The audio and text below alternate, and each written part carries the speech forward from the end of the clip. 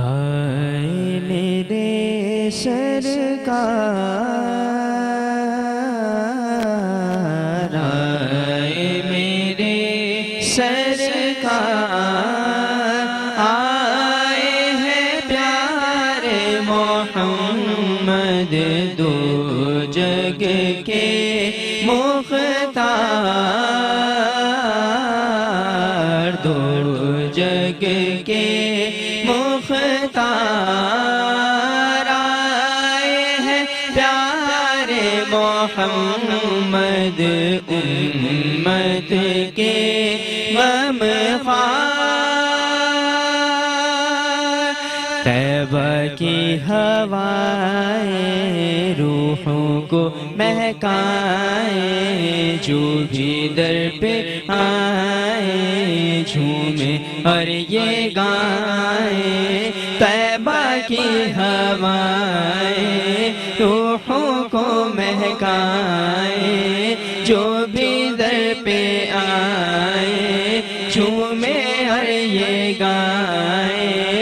باغ حرم خوشبوئے مدینہ مشک سے بڑھ کر جن کا پسینہ، باغ حرم خوشبوئے مدینہ مشک سے بڑھ کر جن کا پسینہ، ہر گل کی مہکار، ہر گل کی مہکار، آئے ہیں پیارے محمد دو جگ کے مختار۔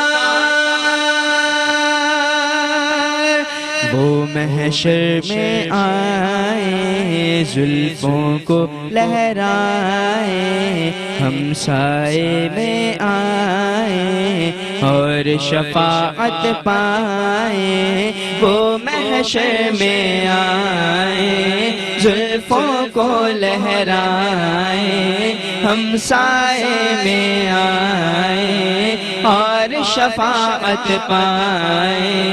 سر پہ جن کے تاج شفاعت، پشت پہ جن کی مہر نبوت، سر پہ جن کے تاج شفاعت، پشت پہ جن کی مہر نبوت، قدرت کے شاہکار، قدرت کے شاہکار، آئے ہیں پیارے محمد دو جگ کے مختار۔ آقا طیبہ آئے سب سر کو جھکائے، مل کر دف بجائے، بچیاں یہ گائیں۔ طلع البدر علینا من ثنیات وداعی، وجب الشکر علینا ما دعا للہ داعی۔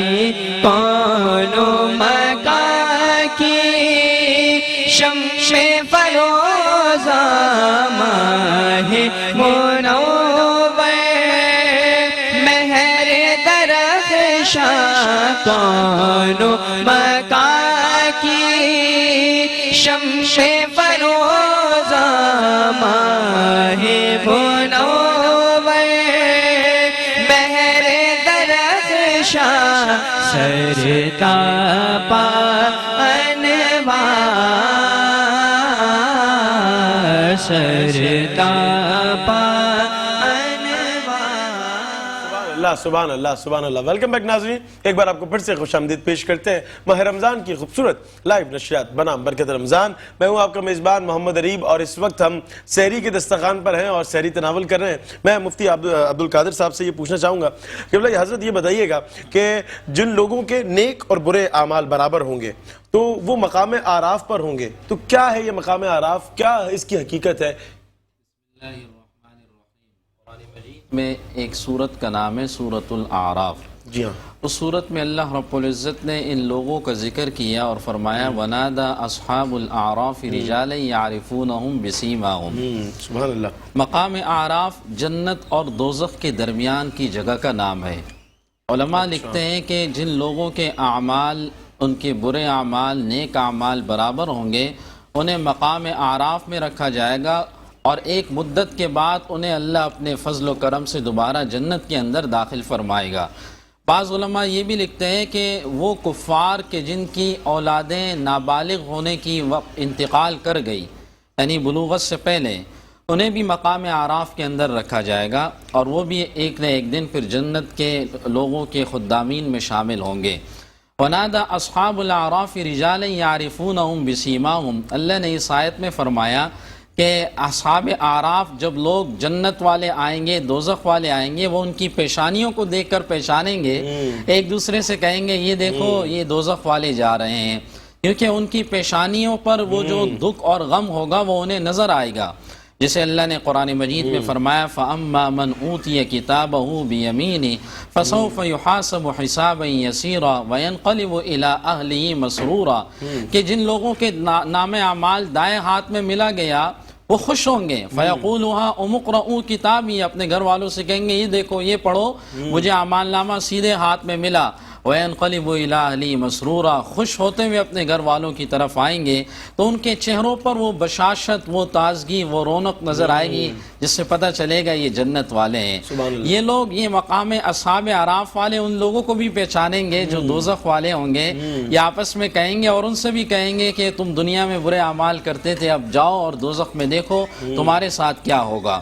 اسی صورت کے اندر اللہ نے جنت اور دوزخ والوں کا مکالمہ بھی بیان فرمایا کہ دوزخ والے وَنَادَى أَصْحَابُ النَّارِ أَصْحَابَ الْجَنَّةِ أَنْ أَفِيضُوا عَلَيْنَا مِنَ الْمَاءِ أَوْ مِمَّا رَزَقَهُمُ اللَّهُ. کہ دوزخ والے جنت والوں سے کہیں گے, اللہ ان کے درمیان ایک ایسے پردے کو حائل کرے گا, علماء نے کہا وہ ایک دوسرے سے بات کریں گے, نظر آئیں گے. دوزخ والے کہیں گے کہ آپ اپنے اس جنت میں سے کچھ پانی ہم پر بہا دو یا کچھ رزق ہمیں دے دو, ہم بڑے پریشانی میں ہیں. یہ کہیں گے قالوا ان اللہ حرمہما علی الکافرین, اللہ نے تو یہ دونوں چیزیں کافروں پر حرام کر دی ہے. تو مقام اعراف جنت اور دوزخ کے درمیان اس مقام کا نام ہے کہ جن لوگوں کے اعمال اور برے اعمال اچھے اعمال برابر ہوں گے, انہیں یہاں رکھا جائے گا, اور پھر ایک دن اللہ اپنے فضل و کرم سے انہیں جنت کے اندر داخل فرمائے گا. سبحان اللہ سبحان اللہ. قبلہ یہ بتائیے گا کہ سزا کا جو تعین ہم کرتے ہیں, کہتے ہیں بھئی اس کو اس چیز کی سزا ملے گی, تو سزا تو غلطی کی ہوتی ہے, کسی غلطی پر سزا دے دی جاتی ہے, تو اس کا تو مقصد یہی ہوتا ہے کہ یہ دوبارہ چیز نہ کی جائے. اور اگر کسی سزا جو ہے وہ قتل کی صورت میں دے دی جائے تو کیا یہ اس کے مترادف نہیں ہے اس چیز کے کہ کیا نام ہے جو ہے نا کسی کو اگر کسی نے گناہ کیا ہے اور اس کے گناہ کی جو ہے سزا مل رہی ہے اسے قتل کی صورت میں, تو کیا تو اس کو توبہ کا تو وقت ہی نہیں ملا اس کو, وہ کس طریقے سے توبہ کرے گا, کس طریقے سے اس سزا کو جو ہے وہ مینج کرے گا؟ دیکھیں سزا کا جو حصہ ہے جیسے کہ بیان کیا تھا درمیان میں بھی, اس میں دو طرح سے طریقہ کار رکھا گیا ہے. دنیا میں بھی رکھا گیا ہے, دنیا کے بعد کا بھی رکھا گیا ہے. تو دنیا میں بھی سزا ہے اور آخرت میں بھی سزا ہے. وَسَيَعْلَمُ الَّذِينَ ظَلَمُوا أَيَّامًا قَلَبٍ يَنْقَلِبُونَ. تو وہ دن پلٹیں گے جب ظالمین دیکھیں گے, اور انہوں بھی حساب کتاب دیے اپنے دن عمل کا دینا پڑے گا. ٹھیک ہے. تو سزا جو ہے وہ مختلف طریقوں سے ملے گی. اب دنیا میں جو پروردگار نے سزا رکھی ہیں, کچھ حد رکھی ہے, کچھ تعزیرات رکھی ہیں مثلا, تو وہ جو تعزیرات اور حد ہیں وہ اسے اس دنیا میں ہی تنبیہ کے لیے ہیں کہ وہ مزید جو ہے وہ گناہ نہ کریں. بلکہ بعض اوقات اگر اسے اس دنیا میں سزا مل جاتی ہے تو اس کے لیے بہتر ہے, اس اعتبار سے بہتر ہے کہ جو آخرت کی سزا ہے وہ زیادہ سخت ہے, اسے اس دنیا میں ایک طرح سے تنبیہ ہو گئی, اس دنیا میں اسے سزا مل گئی تاکہ وہ آئندہ کوئی غلط کام نہ کریں. اب آ جائے قتل کی بات. ٹھیک ہے. قتل ایک ایسی سزا ہے کہ جس کے بعد پھر اسے دوبارہ کوئی اور موقع نہیں ملے گا. لیکن دیکھیے قرآن مجید کی آیت بھی ہے وَلَكُمْ فِي الْقِصَاصِ حَيَاتٌ يَا أُولِي الْأَلْبَابِ کہ پروردگار نے قصاص کے اندر جو ہے، اب یہ یعنی بڑی فصیح جو ہے وہ پروردگار انداز میں اس بات کو بیان کر رہا ہے. ویسے تو قتل کیا جا رہا ہے تو قتل میں جو ہے وہ حیات کیسے ہو سکتی ہے؟ ایسے ہی ہے. لیکن حقیقت میں یہ قتل ہونا اس وجہ سے ہے تاکہ دوسرے لوگ رک جائیں قتل کرنے سے، معاشرے کے مسائل حل ہو جائیں. اب اگر فرض کریے کہ ایک شخص دوسرے شخص کو قتل کر دیتا ہے جان بوجھ کر، تو ایسی صورت میں جب دوسرے شخص کو قتل کر دیا اور اگر کوئی قانونی سزا نہ ہو بدلے میں اس کو قتل نہ کیا جائے، تو آپ دیکھتے ہیں کہ پرانے زمانے میں کس طرح سے ہوتا تھا جاہلیت کے زمانے میں کہ وہ خود بدلہ لیتے تھے اپنے اس بدلے کی آنکھ کو بجھانے کے لیے. ایک بندے کی بجائے مثلا کتنے افراد آپس میں لڑ پڑتے تھے اور کتنے افراد جو ہے وہ مارے جاتے تھے. تو پروردگار نے اس میں ایسا ایک طریقہ کار رکھا ہے قصاص کے اندر کہ جس میں جو ہے وہ جس شخص نے عمدن، یعنی یہ خطا نہیں ہے، یہ جو مثلا کہا جائے غلطی سے ہو گیا، نہیں غلطی سے نہیں، غلطی میں قصاص نہیں ہوتی، غلطی میں دیت ہوتی ہے. جان بوجھ کر کوئی کسی کو قتل کر رہا ہے، ایسی صورت میں اس سے قصاص لیا جاتا ہے اور اس میں بھی ایک شخص کے بدلے میں ایک شخص کا ہی جو ہے وہ قتل کیا جاتا ہے. وہ بھی اس لیے کیا جاتا ہے تاکہ لوگ پھر آئندہ اس کام سے ڈریں اور یہ کام دوبارہ نہ کریں. تو قتل جو ہے وہ خود اس کے اندر ایک حیات ہے. اللہ تعالیٰ نے اس کو ایسا نظام کو رکھا ہے کہ لوگ جس کی وجہ سے غلط کاموں سے دور رہیں گے اور کوئی ایسا کام نہیں کریں گے جس سے دوسروں کو نقصان پہنچائے. زبردست. مفتی صاحب یہ بتائیے گا کہ یہ خدا کے عدل کے خلاف نہیں ہے کہ اگر کچھ کبیرہ گناہ ایسے ہوتے ہیں کہ چوری ہو گئی، زنا ہو گیا، یہ ایسی کچھ، کیونکہ چور کے ہاتھ بھی کاٹ دیے جاتے ہیں تو اسے جو ہے وہ دنیا میں بھی سزا مل گئی، پھر اسے قبر میں بھی سزا مل رہی ہے، پھر اس کے بعد اس کو حشر میں بھی سزا ملے گی. تو خدا کے عدل کے خلاف نہیں یہ چیز کہ 3 جگہ اس کو سزا دی جائے گی؟ دیکھیں، جن لوگوں کو اس دنیا میں سزا مل گئی شرعی عدالتوں سے، ٹھیک ہے، تو انہیں تو آخرت میں دوبارہ سزا نہیں ملے گی. اچھا دیکھیں، اور اللہ نے قرآن مجید میں فرمایا كَذَلِكَ الْعَذَابُ وَالْعَذَابُ الْآخِرَةِ أَكْبَرُ وَلَنُذِيقَنَّهُم مِّنَ الْعَذَابِ الْأَدْنَىٰ دُونَ الْعَذَابِ الْأَكْبَرِ لَعَلَّهُمْ يَرْجِعُونَ کہ بسا اوقات دنیا میں ہم عذاب کا ایک مزہ چکھاتے ہیں. اور اگر یہ جو آپ نے سوال کیا یہ تو دنیا کی شرعی عدالتوں کے حوالے سے ہے کہ کسی نے چوری کی اور اس کی چوری ثابت ہو گئی اور گواہان موجود تھے، ان گواہان کی موجودگی کے بعد اس کے ہاتھ کاٹے گئے تو اب اسے آخرت میں نہیں ملے گی. ایک صحابیہ کا واقعہ مشہور ہے کہ جنہیں رجم کی سزا ہو رہی تھی تو ایک صحابی نے پتھر مارتے وقت کچھ ایسے الفاظ کہے. نبی کریم صلی اللہ علیہ وسلم نے فرمایا کہ یہ الفاظ اچھے نہیں کہیں، کہ آپ نے فرمایا کہ اس نے تو ایسی توبہ کی کہ اگر اس کی توبہ کو سارے مدینے والوں پر تقسیم کیا جائے اللہ سب کی مغفرت کر دے. سبحان اللہ. تو جب اس دنیا میں سزا ملتی ہے تو اس دنیا میں سزا ملنے کے بعد وہ کافی ہو جاتی ہے، آخرت میں پھر انہیں سزا نہیں ملے جو گی. جہنم کی وعید ملتی ہے کہ بھئی چوری کی یہ ہے، تو زنا ان کی، کے لیے جن کو اس دنیا میں سزا ہی نہیں ملی، اچھا سزا نہیں ملتی، جن کو سزا ہی نہیں ملی اور جنہوں نے اس دنیا کے اندر چپ کے یہ کام کیے اور شرعی عدالتیں نہیں تھیں، کوئی سزا نہ ملی تو ظاہر ہے پھر آخرت میں ان کو سزا مل مطلب جن کو سزا مل گئی ان کے لیے سزا مل گئی، ان کے لیے کوئی سزا نہیں ہے آخرت میں، ظاہر ہے ان کو اس دنیا میں مل گئی. بالکل. اچھا میں ساتھ صاحب یہ پوچھنا چاہوں گا کہ سزا کا فلسفہ کیا ہے؟ سزا کس زمرے میں دی جا سکتی ہے؟ بڑا اچھا سوال ہے. اس سے پہلے کہ ہم اس کی طرف آئیں، سزا، جو بھی شخص اس دنیا کے اندر ایک عقل مند آدمی ہوگا نا تو وہ اس سزا و جزا کے کانسیپٹ کو سمجھے گا. ٹھیک ہے. ہر شخص یہ چاہتا ہے کہ میں کوئی نیک عمل کرتا ہوں مجھے اس کے عوض ریوارڈ ملے. ہر شخص کو پتا ہے میں کوئی برا کام کروں گا تو اس کے عوض برے کام کرنے والے کو سزا ملنی چاہیے. اگر برے کام کرنے والے کو سزا نہیں ملتی تو ہم اس کے ظلم کو پروان چڑھاتے ہیں. ٹھیک ہے. ہمارے یہاں ہم یہ تو کہتے ہیں کہ ایک شخص کو قتل کر دیا، اس کو توبہ کا موقع نہیں ملا، اگر اس شخص کو کھلے عام چھوڑ دیا جاتا وہ کتنے مظلوموں پر ظلم کرتا.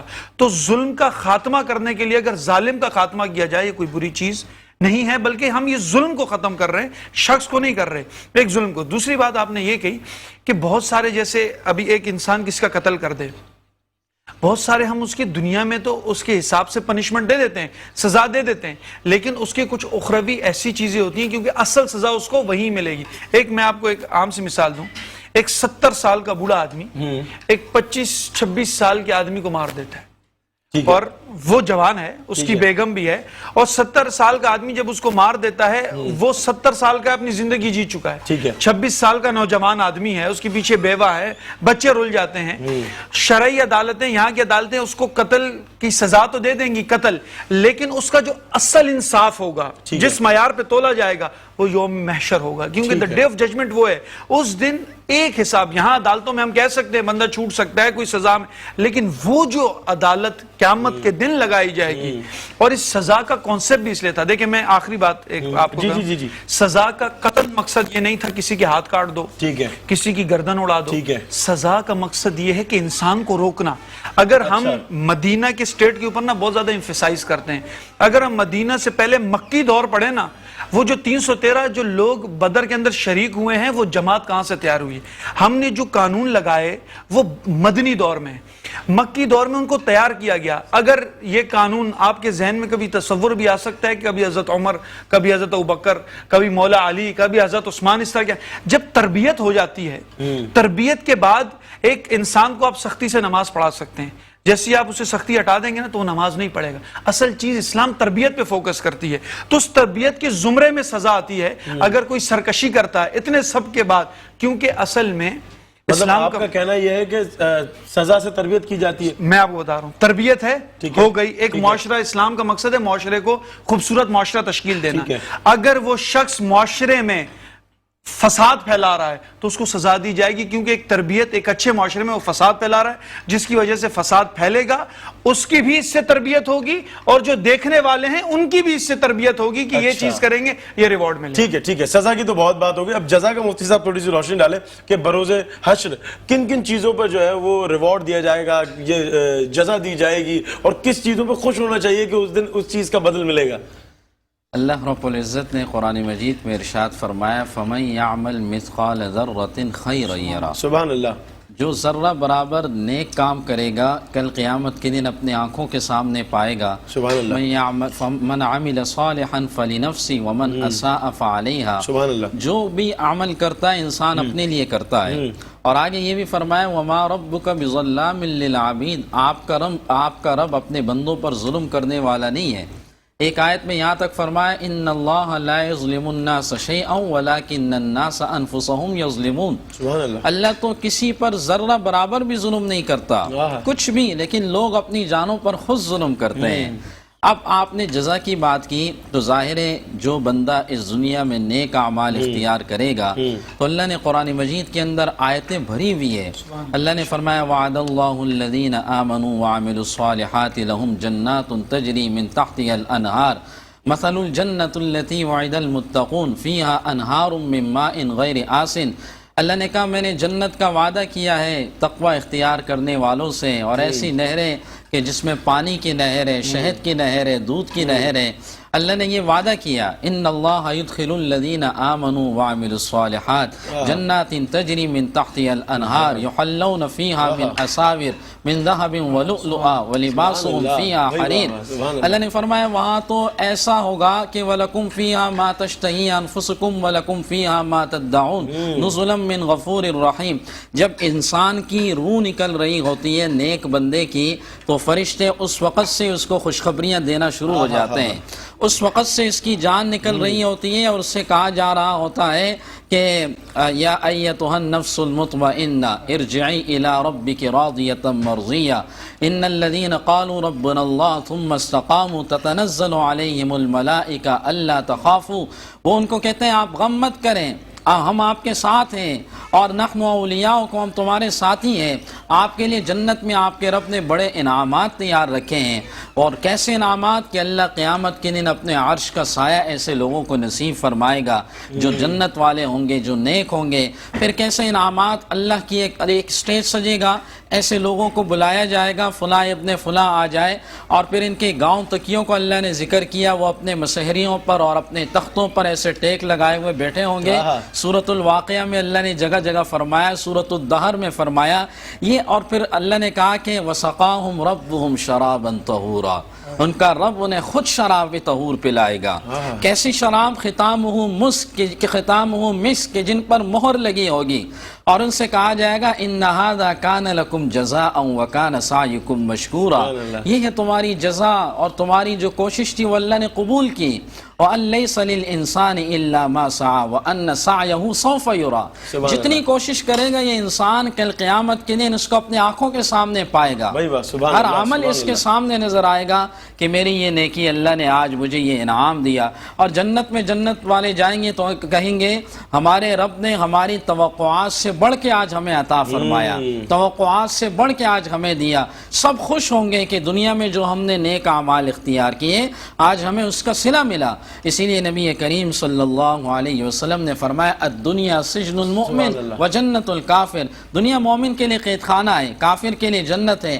آخرت میں کافر کے لیے یہ قید خانہ ہوگا اور مومن کے لیے جنت ہوگی.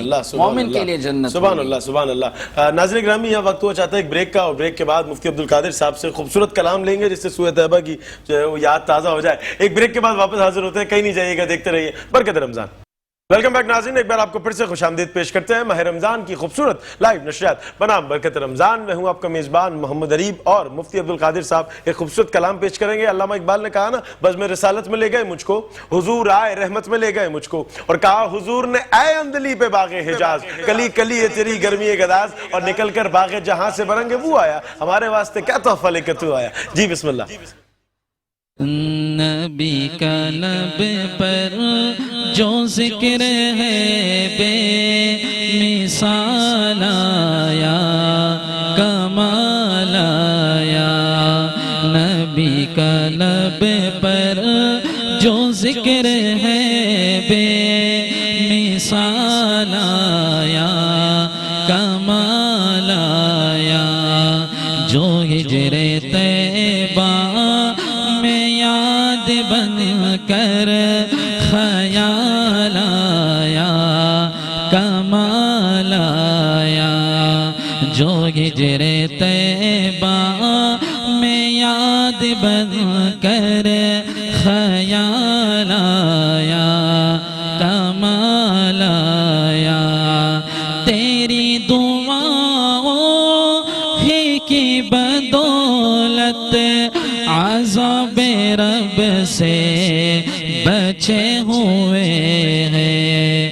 تیری دعاؤں ہی کی بدولت عذاب رب سے بچے ہوئے ہیں. جو حق میں امت کے تیرے لب پر سوال آیا، کمال آیا.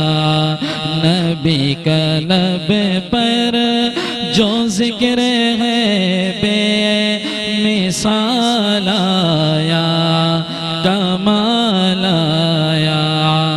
غرور حوروں کا توڑ ڈالا لگا کے ماتھے پہ دل خدا نے.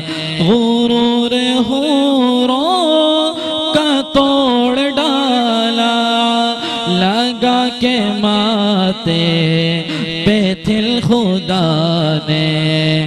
جو کالے رنگ کا غلام تیرا بلال آیا، کمال آیا. جو ہجر طیبہ میں یاد بن کر خیال آیا، کمال آیا. عمر کی جرأت پہ جاؤ قربا، عمر کی جرأت پہ جاؤ قربا، کہ جس سے شیطان بھی ہے لرزاں. عمر کے آنے، عمر کے آنے سے کفر پر جو زوال آیا، کمال آیا. جو ہجر طیبہ میں یاد بن کر خیال آیا کمال آیا نبی کا لب پر جو ذکر ہے بے مثال آیا کمال آیا. واہ واہ واہ ماشاءاللہ ماشاءاللہ ماشاءاللہ. حضرت یہ کوئی پیغام دینا چاہیں گے اس موضوع کے حوالے سے؟ یہ جو اس وقت تمام معاملات چل رہے ہیں، جو کل بھی پرسوں ایک واقعہ درپیش آیا، ایک خودکش واقعہ جو پیش آیا، اس پہ اگر کوئی پیغام دینا چاہیں امت مسلمہ کو، سامنے کیمرہ. اعوذ باللہ من الشیطان الرجیم، بسم اللہ الرحمن الرحیم. اگر صحیح معنوں میں دیکھا جائے تو پروردگار نے انسان کو جو یہ زندگی عطا کی ہے، یہ ایک نعمت ہے حیات انسان کے لیے، اور اسے جو ہے وہ ضائع کر دینا اور اپنے آپ کو جو ہے وہ قتل کرنا، یہ خودکشی حرام ہے اور پروردگار کی نعمت کو ایک طرح سے جو ہے وہ ٹھکرانا ہے. تو یقینی طور پر جو بھی اس قسم کا کام کرے، اپنی جو ہے وہ زندگی کو اس طریقے سے ختم کر دے، پروردگار ناپسند کرتا ہے، گویا وہ اس نعمت کو ٹھکرا رہا ہے پروردگار کی. اور یقینی طور پر جو افراد اس سے متاثر ہوتے ہیں، اب فرق نہیں ہے کہ مثلا کون متاثر ہو رہا ہے، لیکن یہ ہے کہ دنیاوی اعتبار سے جو بھی نقصان ہوتا ہے، ظاہر ہے کہ کوئی حادثہ پیش آتا ہے، مثلا کوئی گاڑی اگر جا رہی ہے راستے میں، کسی اور نے غلطی کی اور کوئی سامنے آ گیا، تو بہرحال نقصان تو ہوتا ہے. کسی کی غلطی سے بھی اگر ہو اور کوئی جان بوجھ کر انجام دے تو بہرحال نقصان والی کیفیت ہوتی ہے. بہرحال آپس میں ایک دوسرے کے ساتھ مل جل کر زندگی ایک دوسرے کے ساتھ گزاریں اور ایک دوسرے کے ساتھ رواداری کا تعلق رکھیں. اچھے طریقے سے انسان ایک دوسرے کو اپنے خیالات سے بھی آگاہ کرے، دینی اعتبار سے بھی جو اگر کہیں پر اختلاف ہے، اختلاف رائے، ایک دوسرے کے اختلاف کا احترام کیا جائے اور آپس میں مل کر معاملات کو حل کیا جائے، وہی بہترین طریقہ رہے گا. زبردست، بہت شکریہ. حضرت کوئی پیغام دینا چاہیں گے؟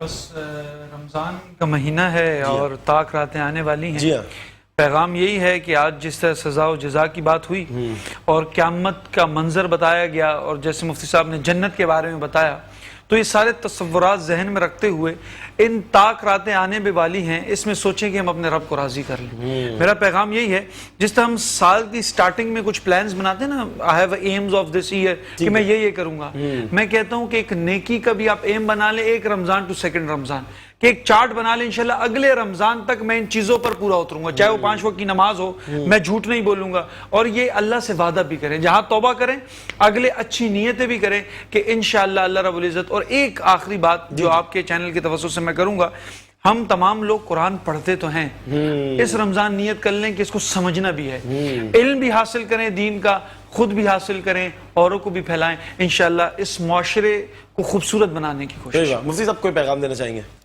حضور اکرم صلی اللہ علیہ وسلم کا ارشاد گرامی ہے، الکیس من دان نفسہ وعمل لما بعد الموت، کہ عقل مند آدمی وہ ہے جو اپنے نفس کی خواہشات پر کنٹرول کرے اور موت کے بعد آنے والی زندگی کی تیاری کریں. والعاجز من اتبع نفسہ ہواہا وتمنى علی اللہ، اور بے وقوف ہے وہ آدمی جو اپنے نفس کے خواہش کے پیچھے چلتا ہے اور اللہ پر امیدیں لگائے بیٹھا ہے کہ اللہ تو مجھے معاف کر دے گا، اللہ غفور و رحیم ہے.